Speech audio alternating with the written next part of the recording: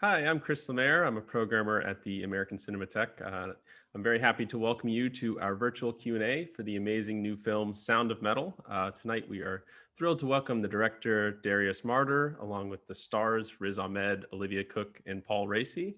Our conversation is moderated by Matt Zoller Seitz, who is the editor-at-large at RogerEbert.com and also the TV critic for New York Magazine and Vulture. And before we welcome all of them, I just want to thank Amazon Studios for making this event happen and, of course, providing all 6 of the amazing films in our Amazon Studios spotlight going on. So thank you again to Amazon, and thank you for tuning in. I hope you enjoy the following conversation. Thanks. Hi, I'm Matt Zoller Seitz. I'm a film critic for RogerEbert.com and a television critic for New York Magazine and Vulture, and I'm here in conversation with some of the key figures behind Sound of Metal, including writer-director Darius Marder, actor Riz Ahmed, Olivia Cooke, and Paul Raci. And I think maybe the best place to start is at the beginning. What was the impetus for this particular story? Where did it come from?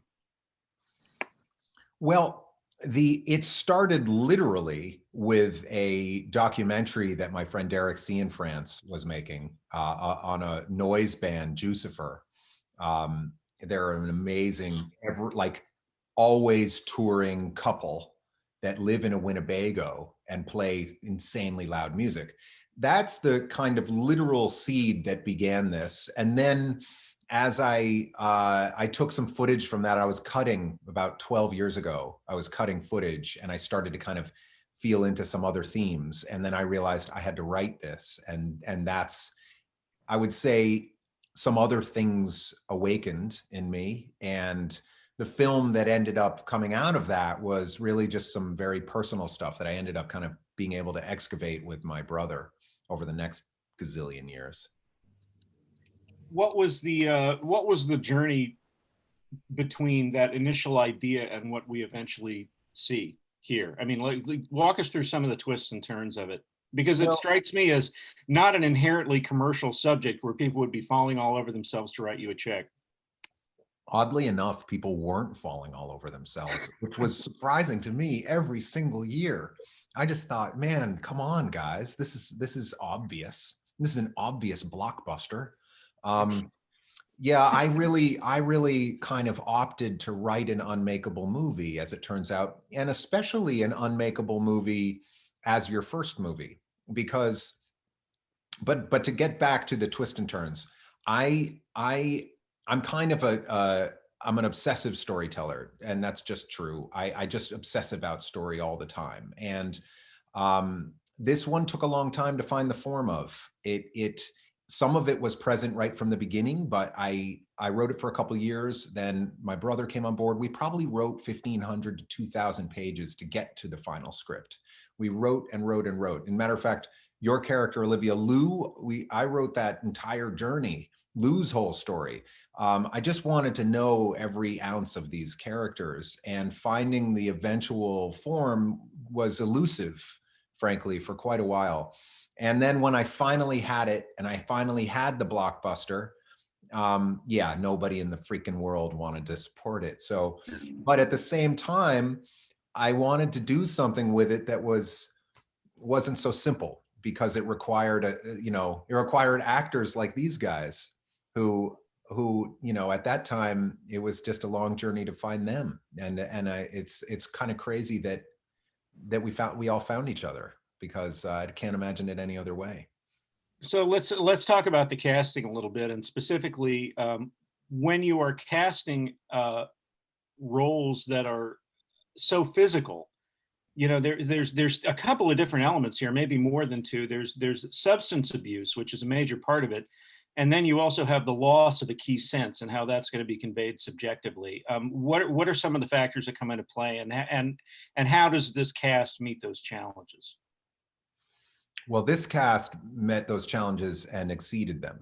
And that makes me incredibly proud every day. But that's a lot easier said than done. And because really what I was doing is kind of daring everybody I met to rise to the occasion of what I wanted this film to be, which was like you said, a physical process.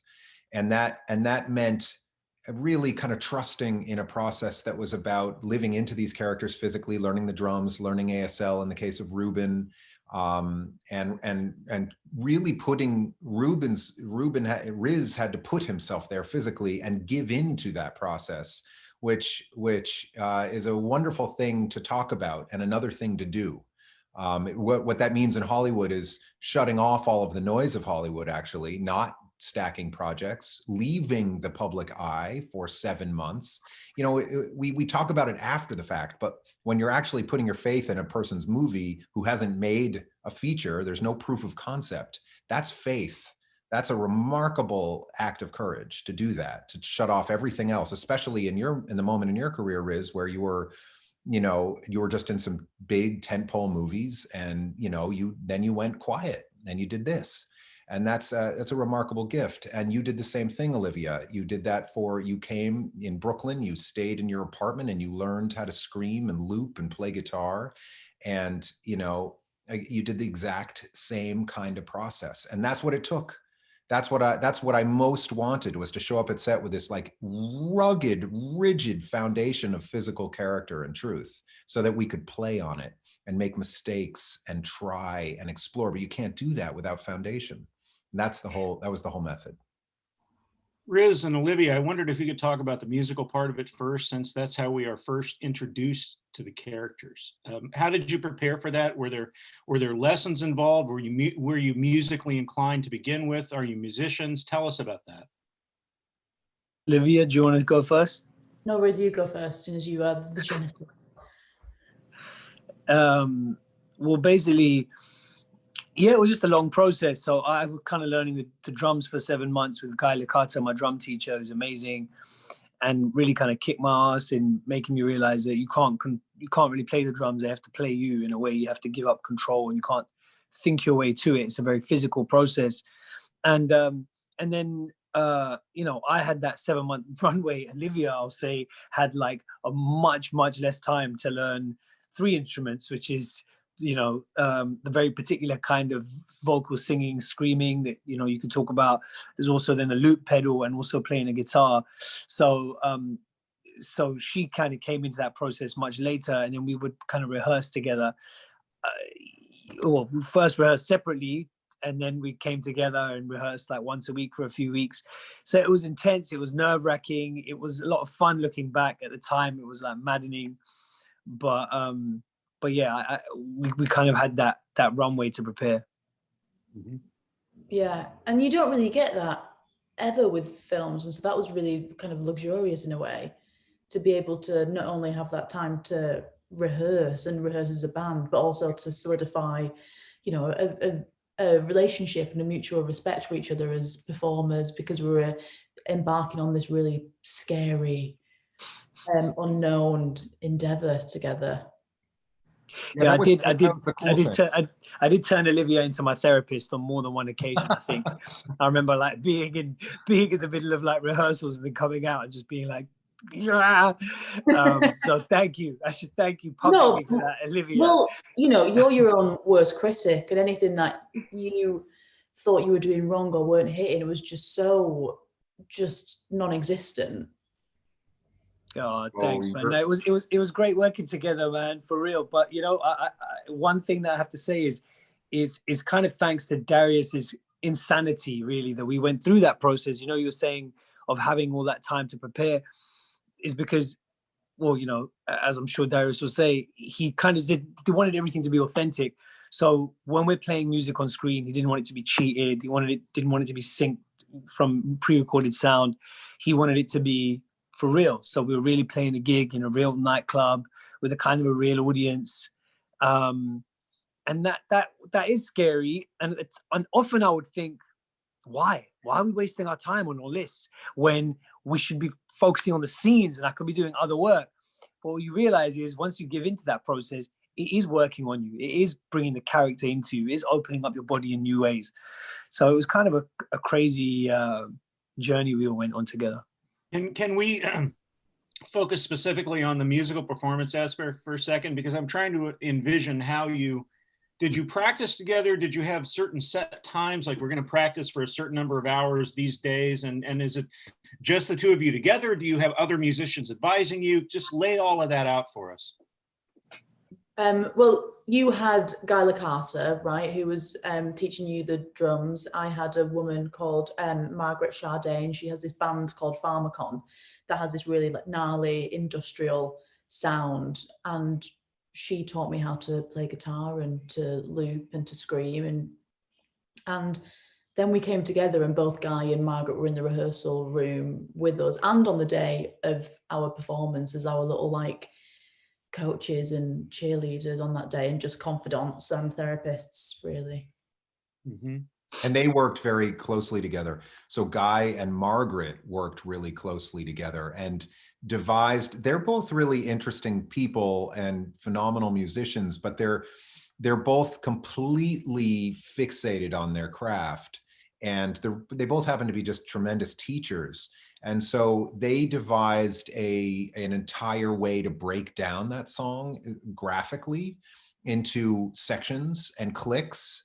And they counted down sections. So these guys had an incredibly like regimented practice procedure that they did for this song. And you even got to the point where they could say, play part D or play part B, and you guys could pick it up from any part of that song. So it got to the point where if you're like, okay, that part's weak, or the drum solo in the end isn't really nailing it with the double bass drum. So let's go for part E right now, 3, 4, and you guys would go into it.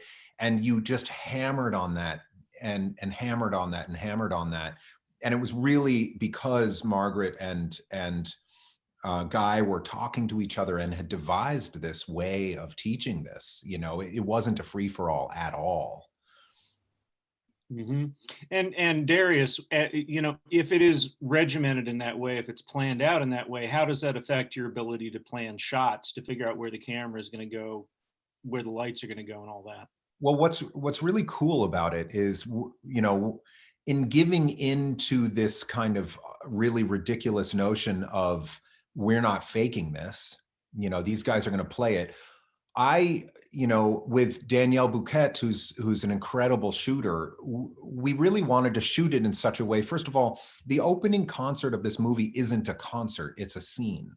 It's an introduction to two characters. And it tells you everything you need to know about the movie in just that scene. It first introduces you to Ruben. It's his movie. So I didn't want to shoot that. That wasn't about, hey, isn't this groovy? These guys play music. Let's show Ruben's feet on the pedals. Let's show his fancy hands and all that kind of stuff that is often, frankly, the case in music and movies. This was about cinema. This was a scene. For me. And so I wanted to shoot it in such a way that it wasn't about cutaways, that it was wide shots, that it was utterly cinematic, that there was a story being told between these two characters, that there were erotic charges as well as shame, you know, that all was at play in the span of this song. And you know, so it doesn't, that's why it's not a title sequence, you know, it's not meant to be something you just get through to get to the story. It's already the story. I was surprised by how quickly he loses his hearing in the story. Did you give any thought to waiting longer? Because most stories that I have seen that are about the loss of a sense or a physical ability, they wait much longer than you do. Yeah, it's fascinating the way that cut ended up working, because there's more room in the script. But it turns out the hearing goes when it goes. And there's something very powerful about it being at a surprising time. I found that, you know, film can be bizarre in its ability to be expansive in an efficient way. So if you can live into a world and feel a universe and get a feeling efficiently, you can then, I found, and Mikkel found when we were cutting, there could be a wonderful surprise in the fact that it's early. Because guess what? This shit doesn't happen when we expect it.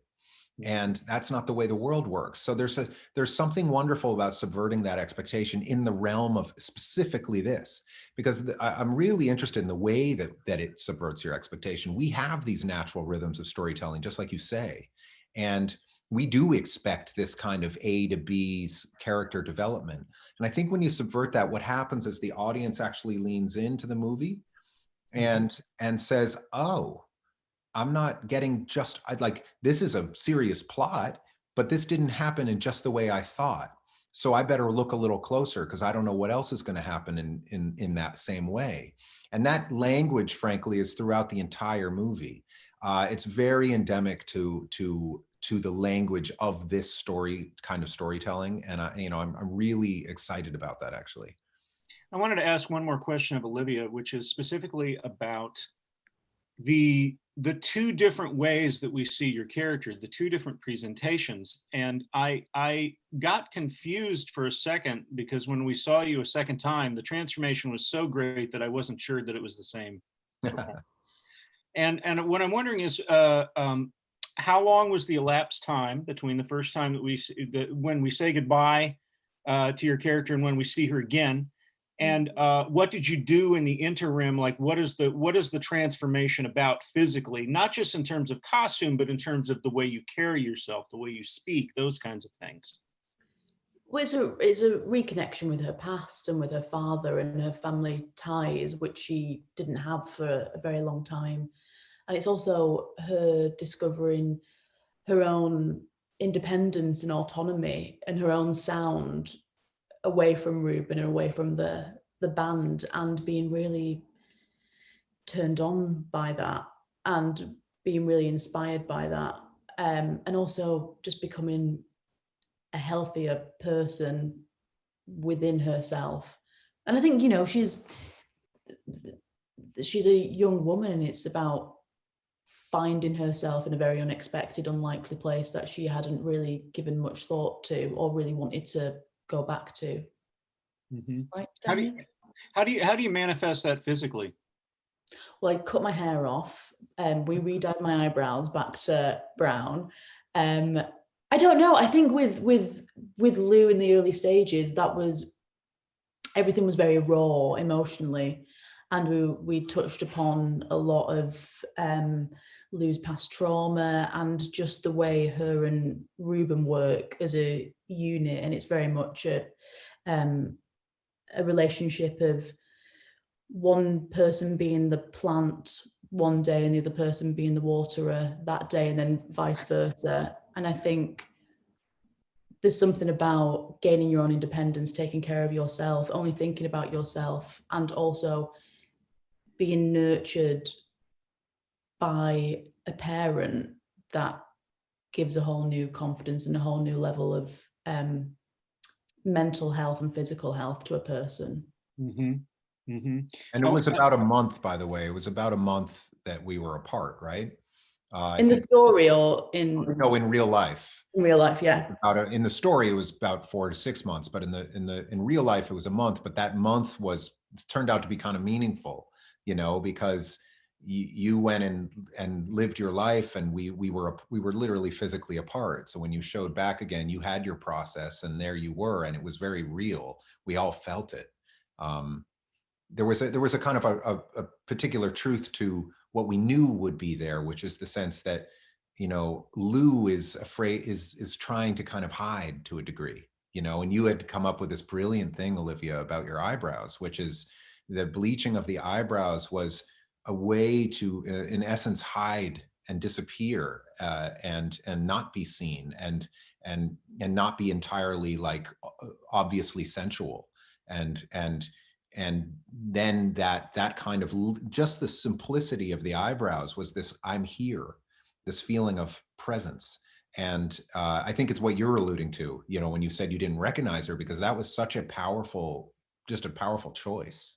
Well, and it's also the when I talk about the physicality, I'm talking about like in the theatrical sense of the word, of how does an actor carry themselves, and how do they speak, and how do you change these little details from scene to scene to indicate that a change has happened. And I'm fascinated by those little practical touches, and she seemed, I don't know how to put this, but less in the first part of the movie. It seems like she is fighting her way through the world. Like there's a kind of an aggressive, almost like constantly punching through barriers, which I guess fits, being a woman in such a male dominated kind of music scene.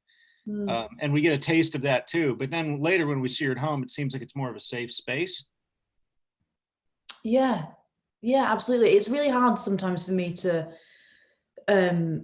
articulate what my process is and how I come to these decisions, because it all feels quite guttural and all instinctive.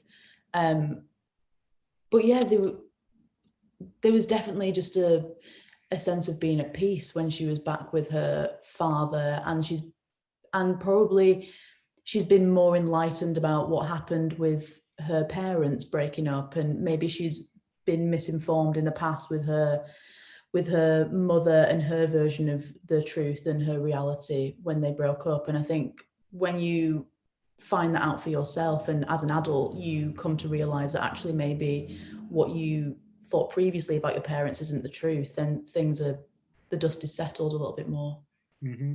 Riz, I wondered if you could kind of follow me down that path for a minute. Let's start with Ruben's walk. The way that he walks, is that just the way that you walk, or is that a walk that appeared at some point when you're getting into this character? Because I've never seen a character who walks that way. He's almost bounding like he's an antelope or something. Like he never just walks like a normal person. It's always this incredible bursting energy coming out of him. Well, I think it's interesting about Ruben is a character who's constantly in motion. And I guess that's something that I was thinking about, and something that's just present in the writing. If you've got brilliant writing, which you have in the script that Darius wrote, a lot of this stuff kind of suggests itself to you, and it's about submitting to it and allowing it to kind of work on you. And that's true of the writing. That's also true of the preparation process of learning the drums and American Sign Language, and that they're forms of nonverbal communication that open you up physically in new ways as a person and as a performer. So once you kind of surrender to the script, to those technical processes of preparation, you do find that your body is carrying you in a different way. It's not as much of a conscious decision once you've submitted to that process. But I think Ruben is someone who's in constant motion. That's the way that they live. They're constantly on tour. He's unable to sit still and sit with himself, which is why it's so difficult for him to do just that when Joe literally asked him to sit alone in a room and sit with himself. So I guess there is a restlessness and a kind of an aggression, but also a kind of a sense of armor that he's kind of carrying with him. And I guess, as Olivia said, I think it's the kind of thing that emerges through a process for me, rather than being a kind of consciously controlled decision. And actually, I would say that something that I think many actors, or I'd say most actors, hope for is a process whereby you are given the confidence and the encouragement to not have to control things, to allow things to happen, because there's nothing, you can't fake a spontaneous impulse, on camera. And that was very much the process that Darius set up for us in a number of ways. One, giving us that runway of preparation, which means we're living into these characters physically, musically, ASL, whatever. But also we shot chronologically, which meant we were able to live into the characters differently, which may sound like an obvious thing, but it's quite rare actually. It has profound implications for time and money. But Darius was very adamant about that. And so when you have that process of preparation, when you have a film set and then a director that's putting performance first and really protecting that, and when you're shooting chronologically, it means that you feel prepared enough and supported enough to not control things. You've done lots and lots and lots of preparation, and now you're in a situation where you can live through it kind of spontaneously. You also don't have to remember. You don't have to remember where you were. Right? Like you don't have to remember what was the last scene and how did that feel. So you don't have to worry about continuity as much. A huge difference. Yeah, it's a huge difference. Continuity is one thing, emotional continuity, and passing that baton. And it also meant that all these goodbye scenes were really goodbye scenes, which were genuinely heartbreaking after spending so long together. whether it's with Joe or with, with Lou. I always saw your walk, by the way, as the cockroach on your neck, because Riz chose to have the cockroach tattoo because a cockroach is like a survivor. And I always felt that when I see your walk. It's a great observation, Matt. And I feel like that, I always feel that cockroach, like that sense of like the armor that you're talking about, the survivor, like, just no, but nothing's getting in your way. Well, now having delayed his entrance as if he was Colonel Kurtz from Apocalypse Now, but much nicer. I want to bring Paul in on this, and particularly so that we can talk about the whole rehab section of it, and just, Paul, I've deliberately avoided reading anything about your story before doing this because I just want to hear fresh from you, like how much of this character is pulled from your own life. What is your relationship to sign language, and how did you integrate that into the production of the film? Like, were you one of the people teaching it?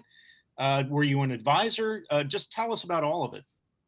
No, I wasn't. He had an ASL master that came in and worked with everybody there.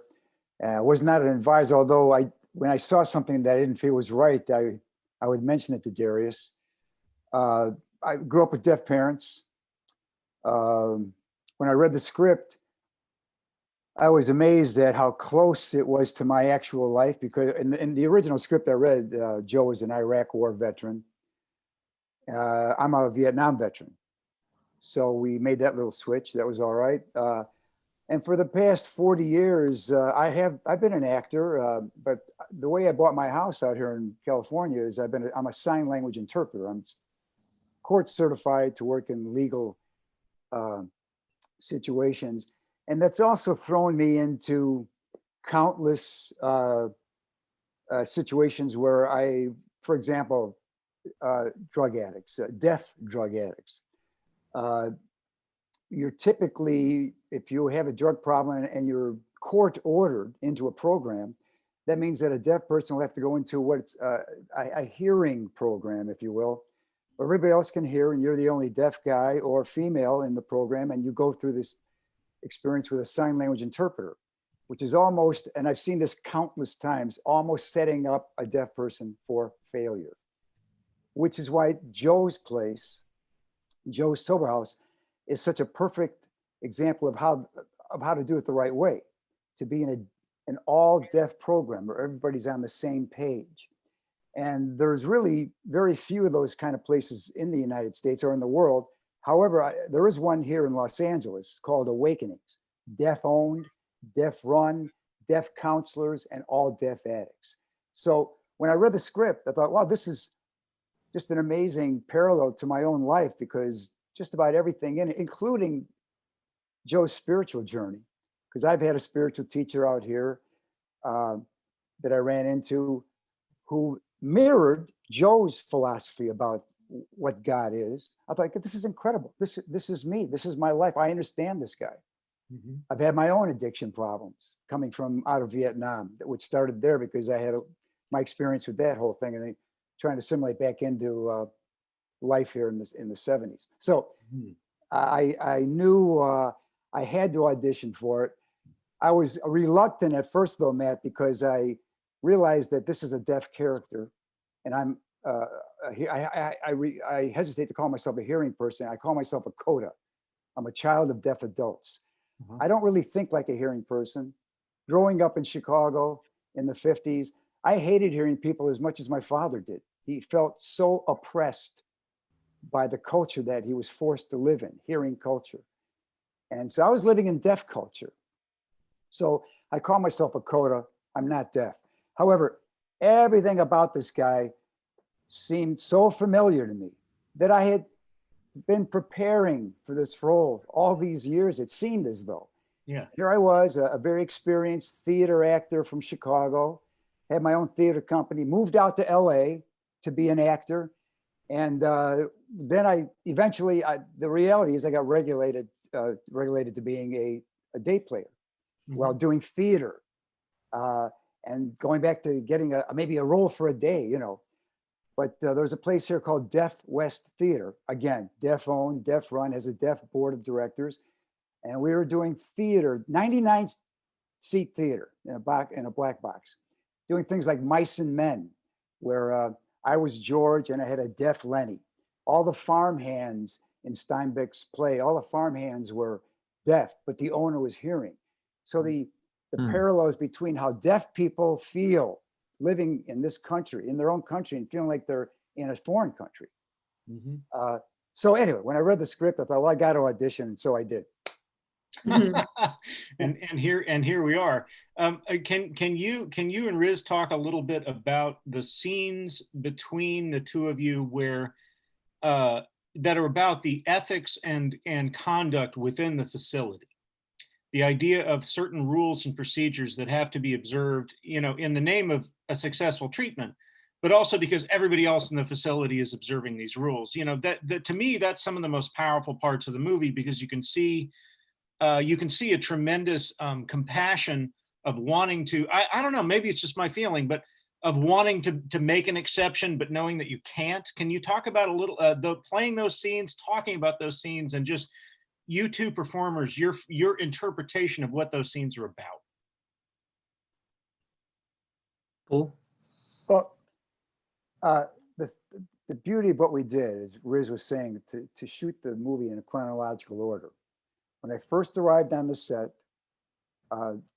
I did not know Riz. I know of his work, but did not know him. And we did not communicate a lot at those first couple of days. We were made up together in the same trailer. However, as the movie unfolded, as the shooting unfolded, that's where Riz and I got to know each other. So there wasn't a lot of discussion about what's going to happen. I, of course, have been in that situation in so many treatment centers, and also in spiritual ministries with deaf addicts. I've heard this story a million times. For example, when I asked Ruben in the movie, how long have you been clean? He says, 4 years. How long have you been with Lou? 4 years. I've heard that question asked so many times. He's exchanging one addiction for another, codependency, that whole thing. So there wasn't a lot of discussion. We just lived our lives through the script as life was unfolding during the shooting. And I'm thinking to myself, you know, I haven't done very many movies, and Riz and I aren't really talking a lot about things. I think this is really strange, man, but it was perfect, because what you see on the screen was perfectly unfolding the way our relationship was. And finally, toward the end of the shoot, I remember Riz coming to me and saying, hey, you want to work on this? Because we had that very last powerful scene, our last goodbye together. Do you want to work on it? I was like, oh, God damn, thank you. You know, so we did a little bit of that, because by that time it would make sense, but it would make perfect sense for us to get to know each other as we were getting to know each other in the script. I don't know how you feel about that, Riz, but that was my experience of it. Yeah, I think that's part of how it was set up in a way, and I'm so grateful for that. And again, because we shot chronologically, we could build that experience and connection with each other as the characters were as well. So that was great. And yeah, I mean, that last scene when we're kind of going our separate ways was really emotional, because it was our last day of shooting in that beautiful location with all those amazing actors and that deaf community that we'd really created on set. It would be the last time I'd be speaking in American Sign Language after learning it for a long time. So there were a lot of kind of real goodbyes going on that were underpinning that scene that really informed the process. And again, it's you know, when the process is set up in a way to support you, it really kind of, it really helps. Olivia and Riz, how has working on this movie changed your perception of the world around you?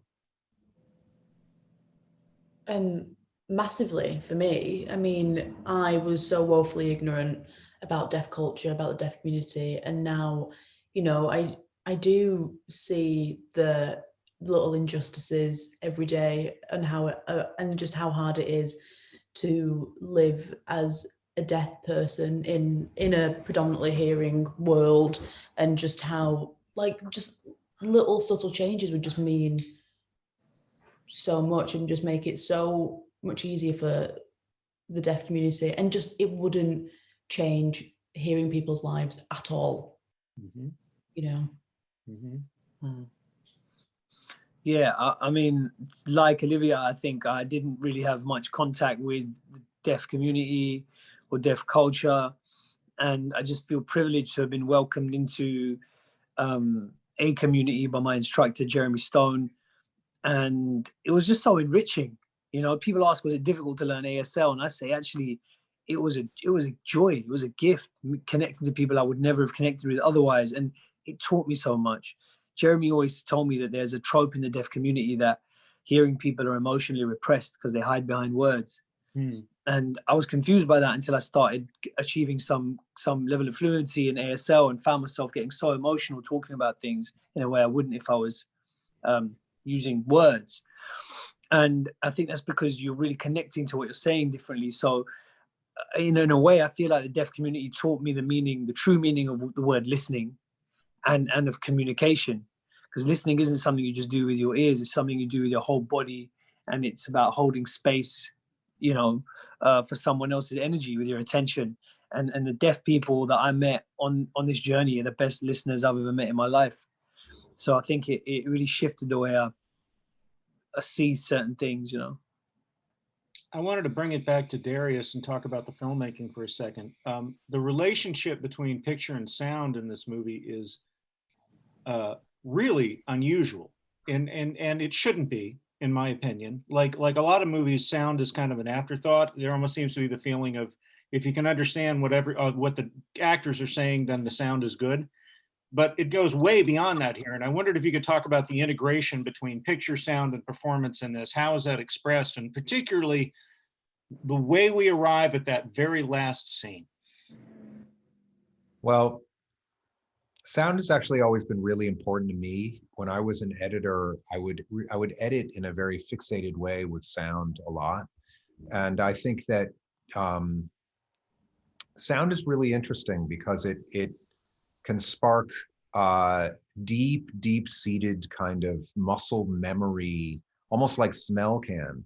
You know, it can bring us to a place that's so purely visceral and not, you know, in a place of emotion, unlike almost anything. Now, I'm not a huge fan of what I see all too often, which is films that are jerking emotion with the use of music, because I think it actually distances us from the actual resonant performance oftentimes, and it actually creates a laziness in us as viewers. So I was really interested in this film to build a rhythm, and I was so lucky to have Mikkel Nielsen working with me as an editor, a picture editor, because he's really truly an amazing cutter.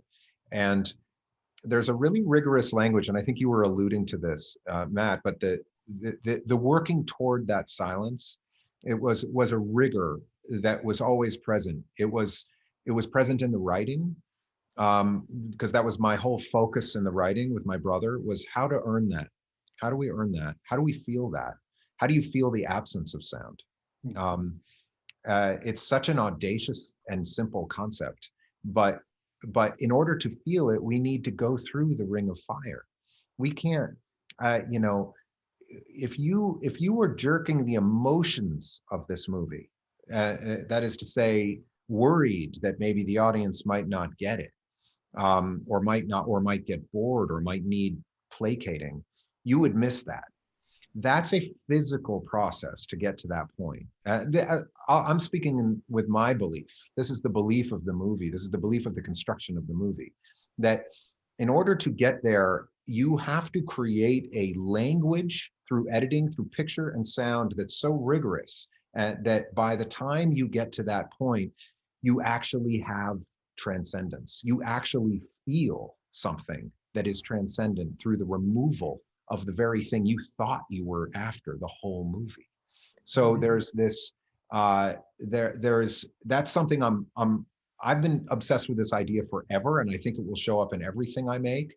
But this idea of removing something, of restriction, as is so fundamental, I think, to who we are as humans, that when we use our body, when we need to lean into something, because it isn't just jerking us off, that in fact we actually create an experience that we can feel potentially.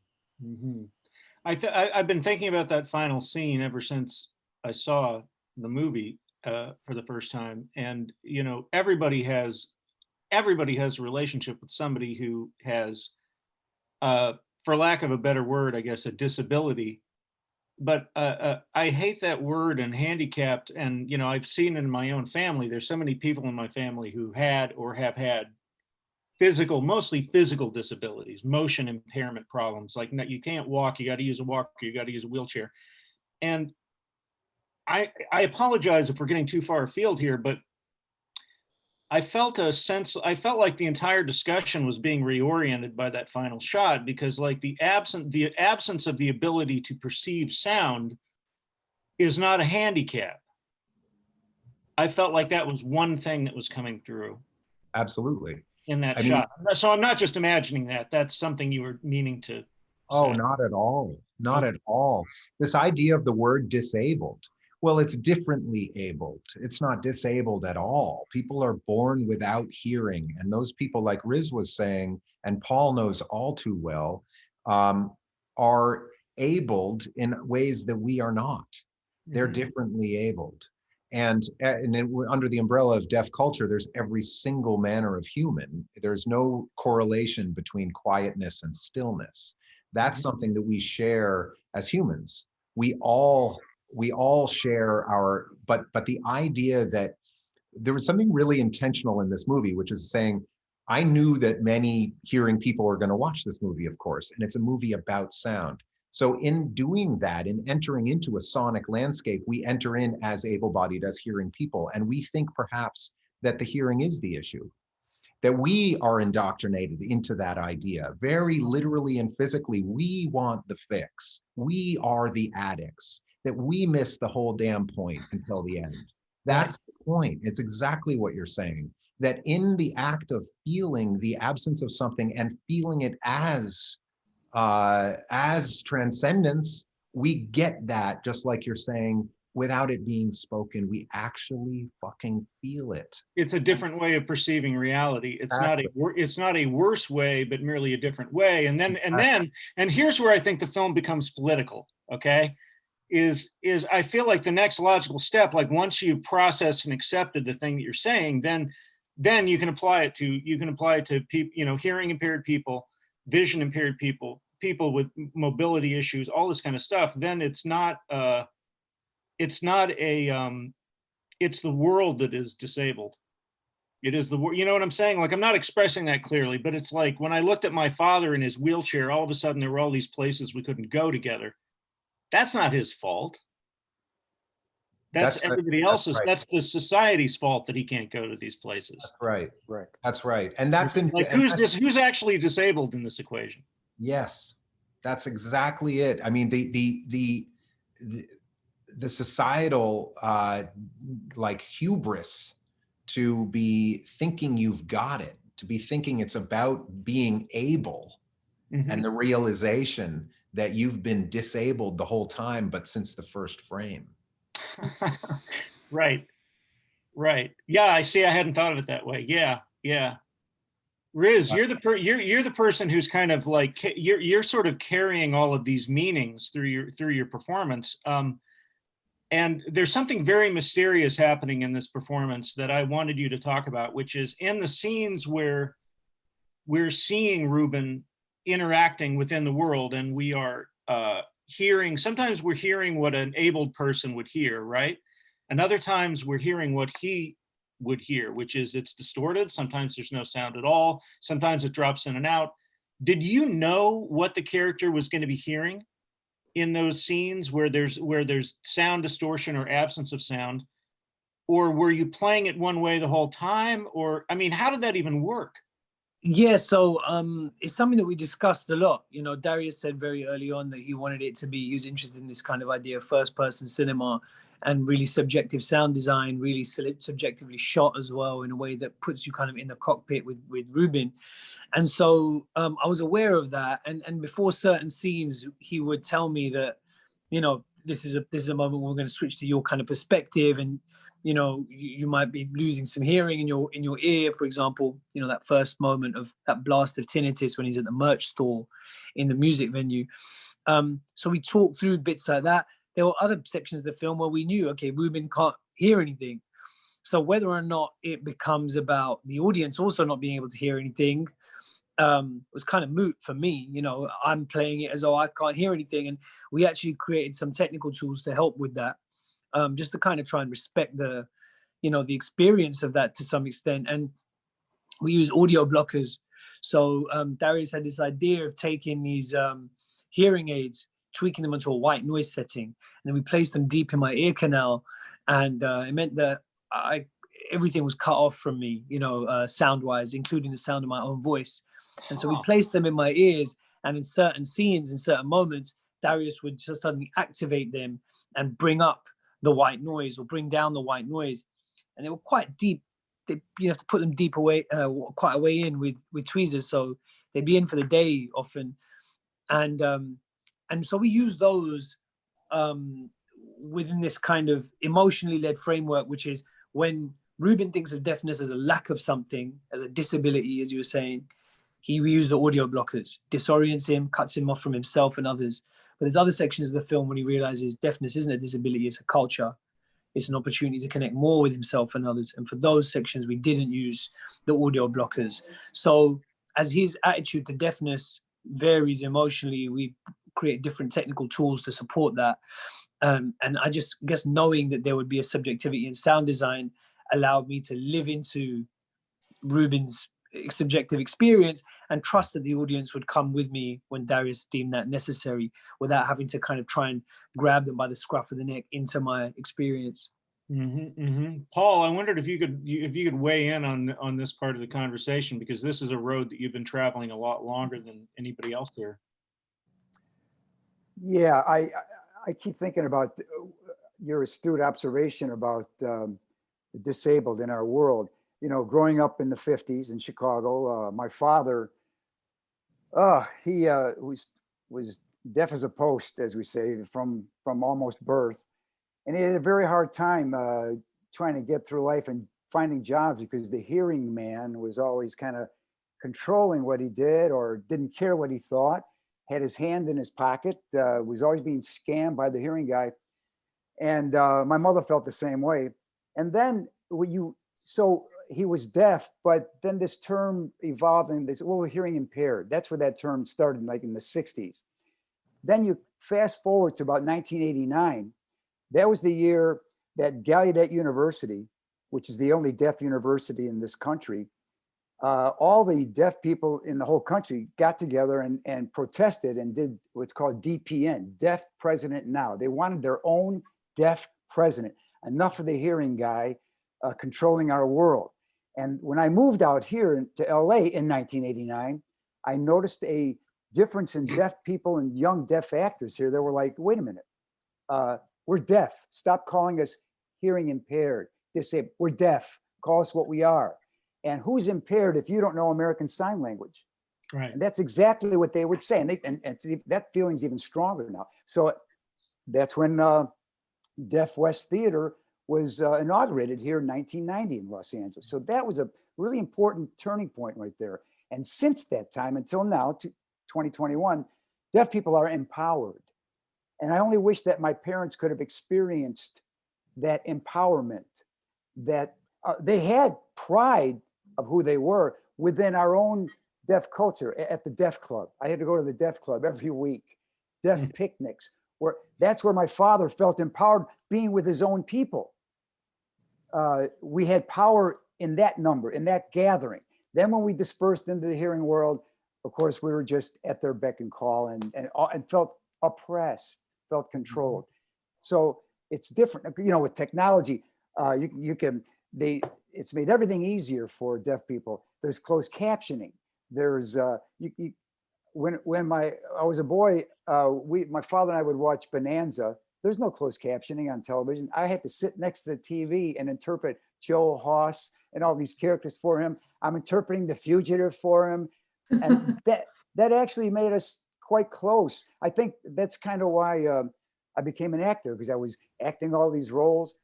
When Love Me Tender came out in 1956, Elvis Presley, my mother, who bought me my first guitar, bought me my first Beatle tickets, she said, let's go see this Elvis Presley movie, which is right around the corner. She takes me to see this adult themed movie. I was like 8 or 9 years old. I was thrilled because I'd only seen cartoons in a movie theater. So here I'm watching this Elvis Presley movie, and I'm craning my neck to interpret to my mom, who's sitting next to me, what was going on in this Elvis Presley movie. But she wanted to see it. She loved pop culture, which she was isolated from. Right. And so just the fact that I could do it, I was so more than willing to just show her all these characters up there. And especially if there was like a makeout scene, I'm like, I kind of look over and I'm checking it out. You know, it was just but that walk home that night after seeing that movie and interpreting for her was just solemn, beautiful. We were so close that night. Are you familiar with the Benshi, the role of the Benshi in Japan? The Benshi was a performer in during the silent era. The Benshi was somebody who would stand at the front of the theater and interpret or comment upon the action in silent films. And they did it for films that didn't have Japanese titles. No. But they also did it for, but it sounds almost like what you were doing. Yeah, and you know, Matt, it's interesting. Paul brought was kind of amazing. I mean, really amazing what Paul brought to the role by virtue of those circumstances. Because, you know, if you watch the film and watch Joe going up the stairs, pulling himself up, that's your father, right, Paul? Right. My father, who had a hard time with balance. Right. So that's my father pulling himself up the stairs. And your mother? And my mother, that's Joe speaking to Riz, speaking to Reuben in very low tones, very, very controlled and low monotones. You know, that's definitely my mother. And reading lips, right? Oh, absolutely. Just that was your mother. That's my mother being present. That's one thing about deaf people. Yeah. What Riz has brought up many times. You have to be present with the deaf person. And if you're not, they know it right away and they'll write you off. But if you're present with them, you know, they appreciate it so much. And it's the only way to communicate in deaf culture, of course. But it really is the only way to communicate with anybody, you know. And Matt, you know, the thing that was really like a learning curve for me and a wonderful learning is that, you know, Paul actually is, you know, much closer to deaf culture than Joe in the movie is, because Joe isn't culturally deaf. Joe is late deafened, maybe at age 30. Paul grew up in deaf culture. Paul, you didn't speak English until you were 5 or 6, right? Right. So in fact, Paul made some really incredible and subtle choices in this film. And a lot of the emotionality comes from the very specific aspect of this, but so Joe doesn't speak, like Paul's has more culturally kind of deep ASL because that's your first language. Joe's ASL is actually dumbed down. So Paul, you understand, of course, you understand your native tongue better than most, and you understand that you needed to dumb that down. And it's just a phenomenal degree of kind of specificity around your awareness of that character. And I think that sometimes we think in these very kind of binary ideas about deafness versus deaf culture. And you know, it's fascinating, in fact, that you had to do that to arrive at Joe, who was further from deaf culture than you are. Right. Deaf people are not a monolith. They are so layered and complicated and differed. There's degrees of deafness. There's so many people, like as you were saying, Matt, you can lose your hearing at any time. When you're 1, my mother lost it when she was 5 years old. So my mother could speak, actually, still remembered music, which is why she was so supportive of my Beatle fanatic craze, that she fed that for me because she wanted me to feed that to her. When I got back from that Beatle concert at Comiskey Park, she was waiting for me. She wanted me to explain the whole experience to her. And we sat there for like hours and, you know, tears coming out of my eyes telling her, oh my God, this happened, that happened, you know, and she was just rapt She wanted to know what was going on in pop culture. Mhm. Well, I've been informed that we are out of time, which is a shame. I feel like this could have gone on endlessly because it's been so interesting. Thank you, everybody, for participating, for being present for each other, and thank you for being part of such an extraordinary and I think important movie. Thanks Thank so you, much. Matt. Thank you. Thank you. Very fun.